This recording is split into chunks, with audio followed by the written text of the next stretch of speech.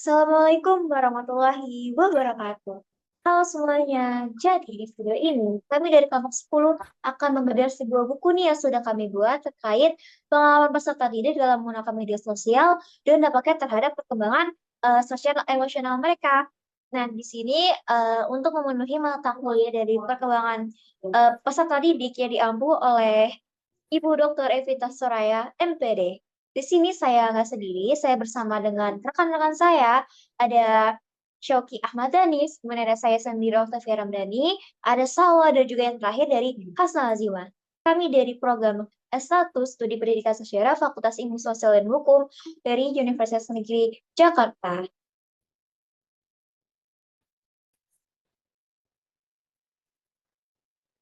Baik, ya, di sini kita akan memasuki bagian bab pendahuluan. Nah, sebelumnya, pernah nggak sih kalian membuka aplikasi TikTok, media sosial lainnya, seperti kayak IG juga, terus muncul video seorang siswa yang belajar, yang terus belajar hingga 12 jam sehari.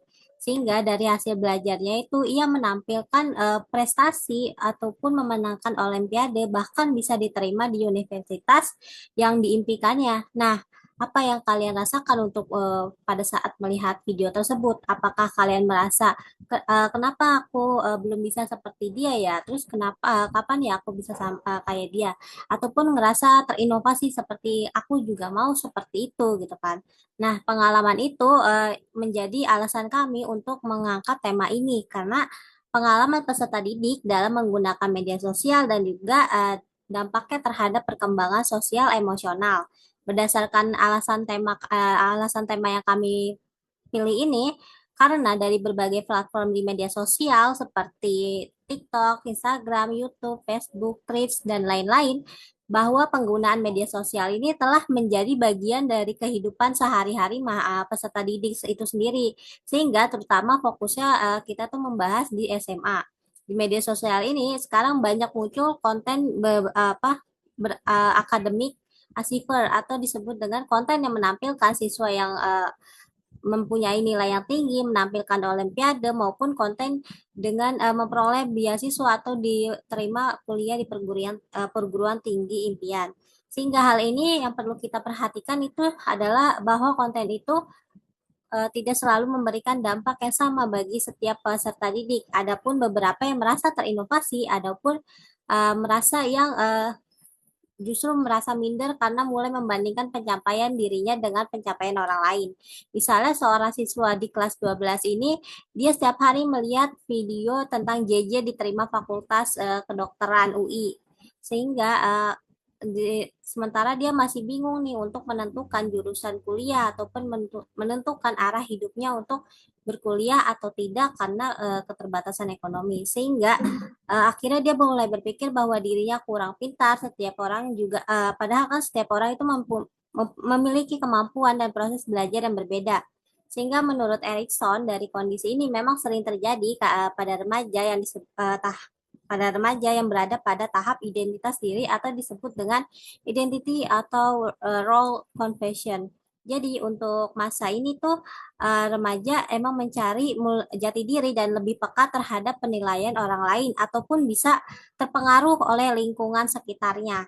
Sementara oleh Albert Bandura ini adalah seseorang yang belajar melalui proses mengamati dan meniru perilaku orang lain. Artinya apa? Karena artinya ini peserta didik melihat apa yang dilihatnya di media sosial dapat mempengaruhi cara berpikir, cara bersikap maupun tujuan hidup mereka sendiri sehingga dan juga ya penelitian UNICEF juga menjelaskan bahwa media sosial ini sebenarnya memiliki banyak peluang untuk belajar serta berkembang agar terus maju gitu kan. Tetapi perlu juga adanya literasi digital yang baik agar remaja mampu menyaring informasi secara bijak.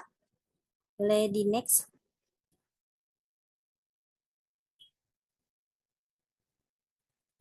Jadi penelitian eh, yang lain juga tentang penelitian Bausta pada tahun 2024 di mana ia menjelaskan bahwa media sosial ini mendukung adanya pembelajaran melalui berbagai informasi, kolaborasi antar siswa ataupun untuk memperluas akses informasi dari berbagai sumber sehingga media sosial ini bisa memberikan dampak negatif dan juga dampak positifnya. Dampak negatifnya itu yaitu tadi bahwa media sosial tidak selalu memberikan uh, informasi yang benar gitu kan. Jadi kita harus secara bijak untuk menggunakan media sosial ini. Sehingga jadi intinya dalam buku ini tuh tujuan kami ingin menunjukkan bahwa penggunaan media sosial tidak selalu berdampak negatif maupun ada ataupun berdampak positif sehingga dari dampaknya ini bisa bergantung dengan cara bagaimana peserta didik itu dalam menggunakan media sosial yang dimilikinya dengan kemampuan literasi digital yang baik dan juga penggunaan media sosial yang dimiliki. Misalnya, serta harus juga diberikan dukungan dan juga pengawasan oleh orang tua dan juga guru agar tidak terjadi hal yang tidak diinginkan. Serta harapan kami untuk membuat buku saku ini adalah sebagai bahwa peserta didik itu bisa membaca untuk atau berliterasi dalam buku saku ini dan menjadikan media sosial itu sebagai alat bantu untuk mencari sumber informasi dan juga inspirasi sebagai proses berkembangnya sehingga bukan sebagai sumber dari tekanan atau perbandingan dirinya. Selanjutnya next akan dijelaskan oleh rekan saya. Oke, baik. Selanjutnya, di sini saya akan bahas dalam pembahasan, yaitu latar belakang isu. Nah, di sini perkembangan teknologi digital telah mengubah cara peserta didik belajar, berinteraksi, bahkan mengenal dirinya sendiri, yaitu pada media sosial seperti TikTok, Instagram, YouTube, maupun platform platform lainnya gitu. Nah, eh, jadi media sosial itu nggak hanya jadi ruang tempat hiburan saja, tetapi juga menjadi ruang tempat peserta didik memperoleh informasi, membangun relasi, dan melihat berbagai pencapaian orang lain gitu. Kalau di sini itu membuat media sosial memiliki peran yang semakin besar dalam kehidupan remaja. Nah, jadi seperti yang sudah dibahas oleh teman saya sebelumnya, kelompok ini kami kan memilih isu peserta didik tidak hanya belajar dari guru atau lingkungan sekolah saja, tapi juga dari apa yang mereka lihat setiap hari gitu di media sosial. Karena di sini kan sudah perkembangan teknologi. Nah, salah satu contoh yang sering muncul adalah academic archivers, yaitu seperti konten rutinitas belajar gitu. Selanjutnya ada pengalaman peroleh beasiswa, bagaimana dia tuh memperoleh beasiswanya, lalu menceritakan prestasi akademik, hingga kisah-kisah bagaimana mereka bisa diterima di perguruan tinggi impian gitu. Nah, jika dipahami lebih kritis lagi, konten tersebut tuh kan memiliki dua arah, dua sisi. Di satu sisi konten itu menjadi sumber inspirasi yang mendorong peserta didik itu untuk memiliki tujuan meningkatkan kualitas belajar mereka. Jadi kayak aku mau mendapatkan tujuan itu karena dia tuh tiba-tiba melihat video yang memotivasi dia. Nah, namun di selain juga paparan yang terus-menerus terhadap pencapaian orang lain tuh juga dapat memunculkan perbandingan sosial ketika peserta didik mulai menjadikan keberhasilan orang itu sebagai tolak ukur dirinya. Jadi muncullah risiko sifat minder, bukan sifat sih, rasa minder, kecemasan, takut tertinggal, hingga menurunnya kepercayaan diri mereka gitu. Nah, karena itu persoalan media sosial ini tuh nggak hanya dapat dipandang sebagai sesuatu yang positif ataupun negatif saja, tetapi yang lebih penting adalah bagaimana peserta didik memaknai pengalaman digital tersebut. Nah, dampak yang muncul sangat bergantung pada kondisi psikologis, lingkungan sosial, serta kemampuan individu dalam mengolah emosinya. Seperti itu. Selanjutnya,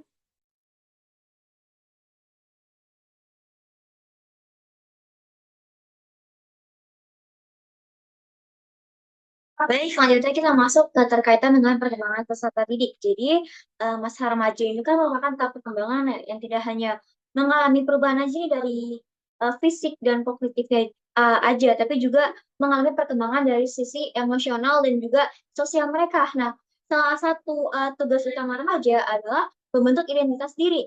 Nah, menurut Erikson, remaja berada pada tahap identity versus role confusion, yaitu masa ketika individu mencari nilai, tujuan, dan gambaran tentang dirinya.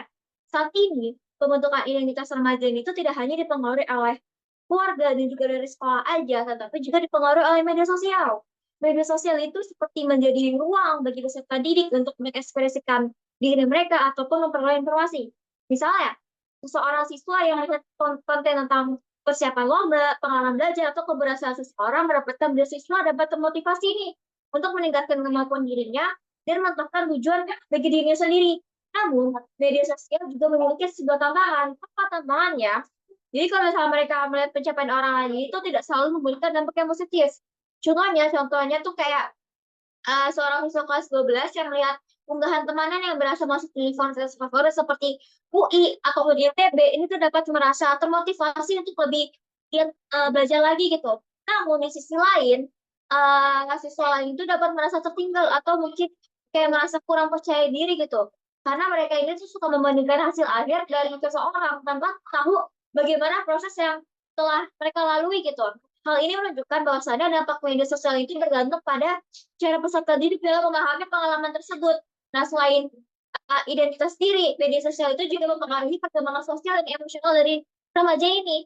Media sosial itu membantu peserta didik untuk menjalin hubungan, komunikasi, dan juga mendapatkan dukungan dari orang lain. Contohnya seperti apa? Ya misalnya siswa yang memiliki minat yang sama dalam bidang seni, olahraga, kayak misalnya renang ataupun panahan, atau akademik dapat bergabung ke dalam komunitas daring untuk saling bertukar informasi dan juga pengalaman mereka tentang pengalaman mereka yang mereka pernah ikuti lomba-lomba atau bertukar informasi tentang uh, ada nggak sih perlombaan di bulan ini atau perlombaan tingkat nasional atau kota apa gitu. Mereka bisa bertukar pengalaman dan sharing-sharing informasi di situ. Nah, di sisi lain, penggunaan media sosial yang berlebihan dapat menyebabkan peserta didik ini tuh terlalu bergantung pada penilaian orang lain. Jadi misalnya komentar yang mereka terima di TikTok ataupun di Instagram ataupun di X atau media sosial yang lainnya, manusia tersebut itu dapat mengaruhi kepercayaan diri mereka dan juga kesejahteraan dari emosionalnya gitu. Oleh karena itu, literasi digital serta dukungan dari sekolah dan keluarga ini tuh diperlukan agar peserta didik mampu menggunakan media sosial secara sehat dan menjadikannya sebagai sarana untuk pengembangan diri mereka gitu. Selanjutnya bisa dijelaskan oleh teman saya, bisa di next slide aja. Terima kasih.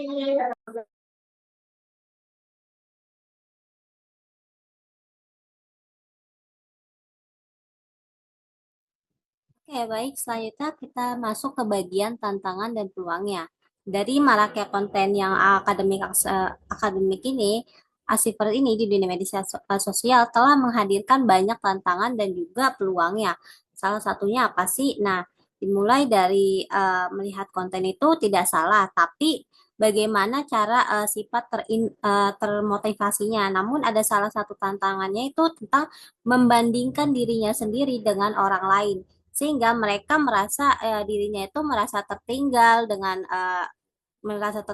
ataupun merasa kurang untuk prestasinya sehingga hal ini itu tidak termasuk sebagai tantangannya sendiri dan sebagai contohnya gini seorang peserta didik yang setiap hari melihat video konten seperti Study With Me atau Grum gitu kan dari siswa ini belajar selama 10 jam yang dilihatnya sehingga di akhirnya itu dia menampilkan diterima di Universitas Impiannya sehingga karena melihat hasil hasil akhirnya ini sendiri siswa tersebut mulai mikir kalau apa saya cuman belajar dari 3 jam berarti saya tidak cukup baik gitu kan tapi padahal setiap peserta didik ini memiliki kemampuan, kondisi, dan juga proses berkembangnya yang secara berbeda-beda. Jadi pada penelitian Erikson ini pada remaja itu memang di tahap pembentukan identitas diri sehingga cenderung untuk mencari pengakuan atau mencari validasi agar lebih mudah dan juga lebih mudah membandingkan dirinya sendiri dengan teman sebayanya. Selain itu juga pada eh, UNICEF sendiri menegaskan kalau pentingnya menciptakan lingkungan literasi digital dengan yang aman dan juga perkembangan yang mendukung dalam proses belajar siswa. Dan juga peluangnya adalah sangat besar apabila digunakan secara bijaksana. Media sosial ini bisa dijadikan sebagai peluang sumber belajar yang dapat mudah diakses. Boleh di next slide. Yang mudah diakses dan juga peserta didik ini dapat lebih mudah untuk mencari video pembelajaran atau materi yang tidak diketahuinya di YouTube ataupun di video-video platform lainnya. Sehingga dengan hal ini tuh bisa kan sebagai inovasi ataupun motivasi untuk mencari sumber pembelajaran. Dan jadi kesimpulannya ini di bagian ini tuh sebagai tantangan terbesar itu bukan letak dari penggunaan media sosial ya, tetapi caranya untuk menggunakan dan juga memaknai suatu konten yang dilihatnya ataupun yang diperolehnya untuk memiliki kemampuan cara berpikir kritis, literasi digital dan juga keterampilan sosial emosional yang baik.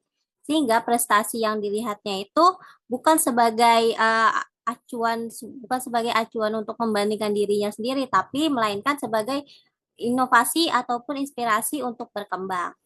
Boleh di next. Selanjutnya akan dijelaskan oleh rekan saya. Baik, terima kasih untuk Salwa sudah memberikan saya kesempatan untuk berbicara.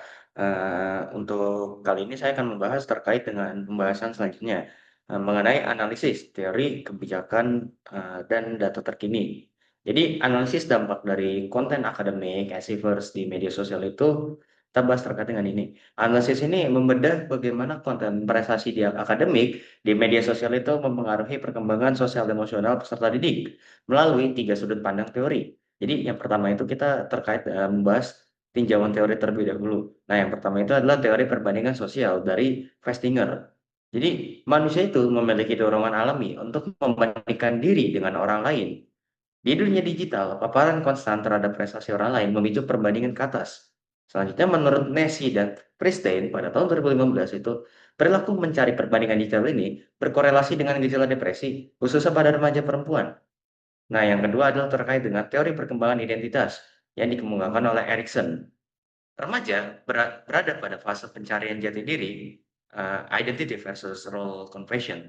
Tingginya identitas perbandingan sosial membuat mereka rentan mengukur nilai diri mereka hanya dengan berdasarkan standar eksternal saja, seperti standar TikTok dan sebagainya. Terus yang ketiga adalah dampak dari sifat individual atau bersifat individual dari teori yang dikembangkan oleh Walkenberg, Mayer, and Bayes pada tahun 2002. Dampak psikologis ini dari media sosial itu bergantung pada bagaimana dan mengapa platform tersebut digunakan. Bukan sekedar durasinya saja. Hal inilah yang membuat konten prestasi bisa memotivasi sebagian peserta didik yang mengikutinya, namun menjadi sumber tekanan bagi yang lain. Jadi sebagian siswa itu yang kita tahu kan mereka mencari konten itu untuk memotivasi dirinya sendiri. Tapi kita juga tahu bahwasannya konten tersebut itu seperti pisau bermata dua ya. Bisa memotivasi namun juga memberikan tekanan atau pressure kepada dirinya sendiri. Dan itu bisa mengganggu secara mental ke remaja tersebut. Nah, selanjutnya itu membahas terkait dengan tinjauan kebijakan. Nah, yang pertama itu adalah kebijakan nasional.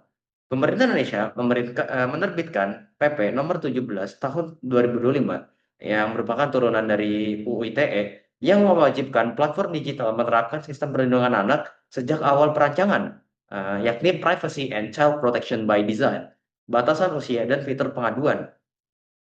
Terus untuk kebijakan yang kedua adalah terkait dengan kebijakan yang dilakukan oleh internasional.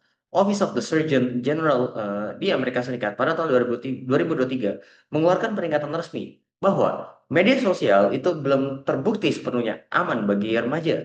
Sementara itu, menurut WHO Eropa pada tahun 2024 itu terus memantau tren secara berkala lewat studi dari organisasi mereka yakni Health Behavior in School Age Children. Tujuannya itu untuk memantau apakah tren yang berada di internet itu bisakah atau pantaskah digunakan untuk belajar dan apakah berbahaya bagi remaja maupun anak-anak.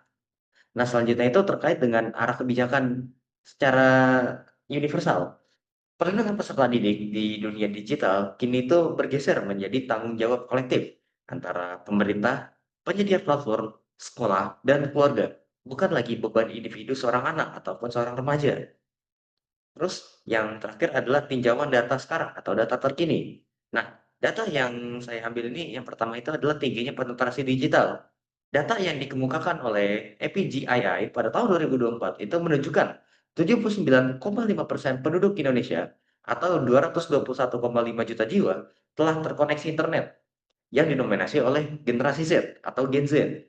Data di portal pada tahun 2025 itu menambahkan juga bahwa ada 143 juta akun media sosial aktif Indonesia dengan rata-rata penggunaan di atas 3 jam per hari, 3 jam per hari. Artinya adalah batasan dominasi yang dilakukan oleh generasi-generasi Z ini dan penggunaan internet ini telah menunjukkan data yang cukup signifikan. Karena 3 jam per hari itu sama saja kita melakukan kegiatan sekolah itu selama sepertiga dari keseluruhan total sekolah. Terus untuk selanjutnya adalah peningkatan risiko mental. WHO tahun 2024 itu mencatat lonjakan remaja yang mengalami ketergantungan media sosial itu bermasalah. Dari angka 7% pada tahun 2018 itu meningkat menjadi 11% pada tahun 2022. Dengan angka remaja perempuan 13% lebih tinggi dibandingkan laki-laki, sebanyak 9%. Selanjutnya adalah terkait dengan korelasi nyata. Penelitian yang ditulis oleh Sahin, Eraslan, dan Oskan pada tahun 2025 itu mengonfirmasi adanya hubungan langsung antara tingkat keterampilan sosial emosional siswa SMA dengan pola konsumsi media sosial mereka. Jadi dampak media sosial terhadap peserta didik ini adalah fenomena nyata yang skalanya itu terus membesar. Penanganan yang memerlukan pendekatan teoritis yang tepat, kebijakan yang tegas, serta berbasis data yang mutakhir, agar kita bisa melihat dan mendata hasilnya. Apakah kebijakan selanjutnya ini kita bisa pertimbangkan gitu untuk diterapkan atau sebaliknya kita perlu melakukan kajian ulang agar anak-anak dan remaja di masa akan datang itu tidak bergantung pada sosial media. Mungkin itu saja yang bisa saya sampaikan dan untuk pembahasan selanjutnya bisa dilanjutkan oleh rekan saya. Oke, baik. Terima kasih. Selanjutnya adalah di sini ada solusi atau rekomendasi. Nah, di sini melihat dari pembahasan sebelumnya, menurut kelompok kami, solusi yang paling tepat bukanlah menjauhkan peserta didik dari media sosial, tapi membekali mereka dengan kemampuan untuk menggunakannya secara lebih kritis. Nah, hal pertama yang perlu diperkuat adalah literasi digital. Peserta didik ini perlu memahami bahwa apa yang ditampilkan media sosial umumnya itu hanya memperlihatkan hasil akhir saja, sedangkan proses itu panjang, kegagalan maupun tantangan yang dialami seorang tuh seringkali nggak terlihat kan. Nah, kesadaran ini tuh penting agar peserta didik nggak mudah membandingkan dirinya dengan orang lain secara nggak realistis. Nah, selain itu kemampuan sosial emosional itu juga perlu dikembangkan. Peserta didik perlu mampu mengenali respons emosinya sendiri ketika menggunakan media sosial.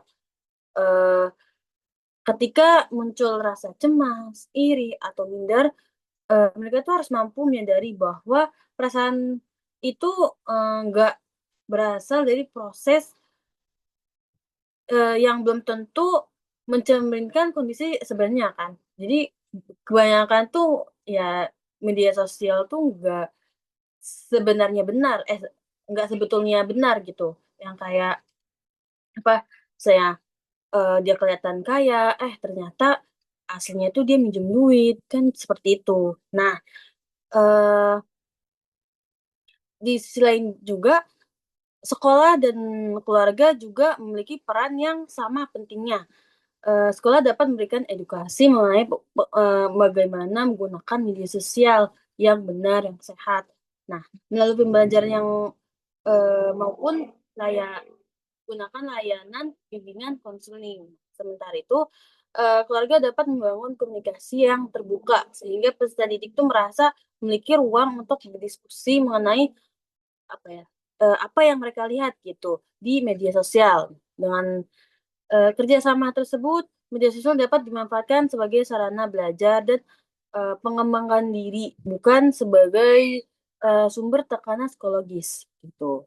Baik, selanjutnya yang terakhir di sini ada bab ketiga penutup, yaitu kesimpulan dan saran.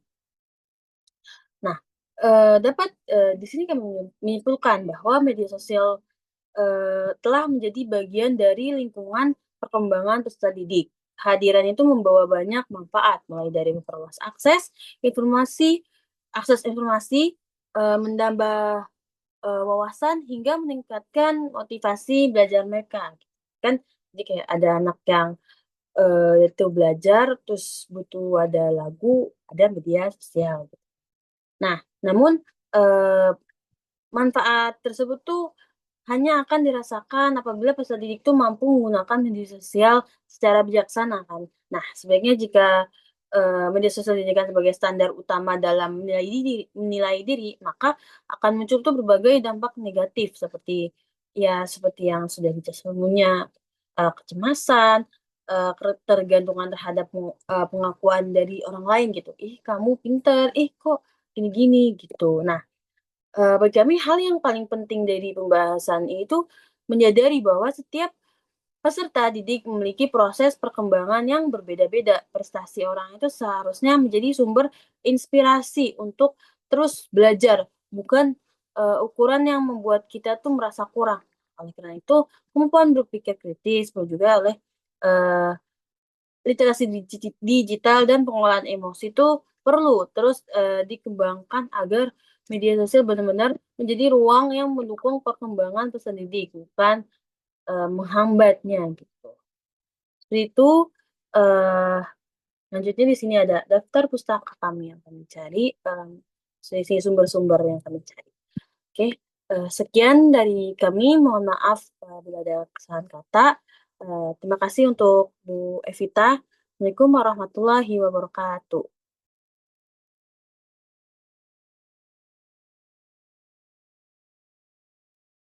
Nah,